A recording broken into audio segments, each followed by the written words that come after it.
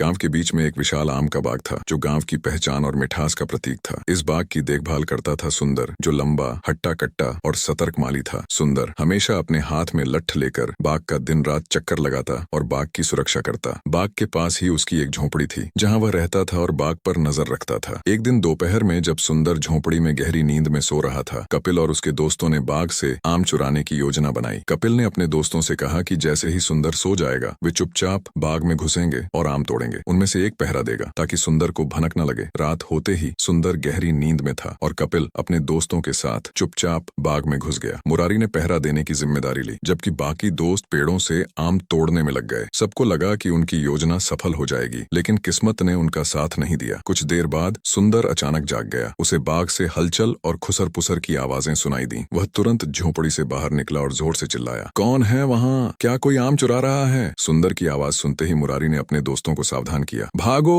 भागो, माली जाग गया। सभी लड़के भागने लगे, लेकिन सुंदर ने कपिल को पकड़ लिया। गुस्से से भरे सुंदर ने कहा, क्यों बेटा, बहुत होशियार बनते हो। चलो तुम्हारे घर चलते हैं, इन आमों का हिसाब वहीं करेंगे। कपिल डर से कांपते हुए सुंदर के साथ अपने घर पहुंचा। सुंदर ने कपिल के पिता जगत जी को पूरी घटना बताई। गुस्से में भरे जगत जी ने कपिल को डांटते हुए कहा, तुझे कितनी बार समझाया है, लेकिन तू सुधरता ही नहीं, अब तेरी पिटाई होगी। तभी कपिल की माँ सुनीता ने बीच बचाव करते हुए कहा, अरे बच्चा है, गलती हो गई, आप गुस्सा मत करो, जो नुकसान हुआ है मैं भर दूंगी। कपिल की माँ के समझाने पर सुंदर गुस्से में वहां से चला गया, लेकिन कपिल ने मन ही मन ठान लिया कि वह सुंदर से बदला लेगा। अगले दिन अपने दोस्तों से मिलकर कपिल ने सुंदर को सबक सिखाने की योजना बनाई। उन्होंने तय किया कि रात में सुंदर के सोते समय उसके हाथ पांव बांधकर उसे पास की नहर में फेंक देंगे। रात को सबने मिलकर योजना के अनुसार काम किया। सुंदर की झोंपड़ी में घुसकर उसके हाथ पांव बांधे और उसे उठाकर नहर में फेंक दिया। सुंदर ने नहर में गिरने के बाद भी हिम्मत नहीं हारी। उसने अपनी ताकत से रस्सी खोली और किसी तरह पानी से बाहर निकला। सुंदर को समझ आ गया कि यह कपिल और उसके दोस्तों की करतूत थी। उसने तय किया कि वह इन बच्चों को उनकी गलती का एहसास कराएगा। अगले दिन गांव में खबर फैली कि नहर में एक आदमी डूबकर मर गया। ये सुनकर कपिल और उसके दोस्तों के होश उड़ गए। उन्हें लगा कि उनकी वजह से कोई मर गया है और अब उन्हें फांसी हो जाएगी। डरे हुए बच्चे अपने माता पिता के पास पहुंचे और सब कुछ सच सच बता दिया। बच्चों के माता पिता उन्हें लेकर पुलिस चौकी जा रहे थे। रास्ते में एक कंबल ओढ़े आदमी ने उन्हें रोका। उसने कहा, आपके बच्चों ने एक आदमी की जान ली है, इन्हें सजा मिलेगी। ये सुनकर बच्चे डर गए और उस आदमी से माफी मांगने लगे। तभी उसने अपना कंबल हटाया। वह सुंदर था। सुंदर ने कहा, मैं जानता था कि तुम लोग सच बोलोगे, इसलिए मैंने यह नाटक किया, लेकिन याद रखना ऐसी गलती दोबारा मत करना। उस घटना के बाद कपिल और उसके दोस्तों ने सुधरने का वादा किया। उन्होंने पढ़ाई में मन लगाना शुरू किया और गांव में अपनी छवि सुधार ली। इस कहानी से हमें यह सीख मिलती है कि हमें कभी किसी का बुरा नहीं करना चाहिए। हर गलती हमें सुधारने का मौका देती है।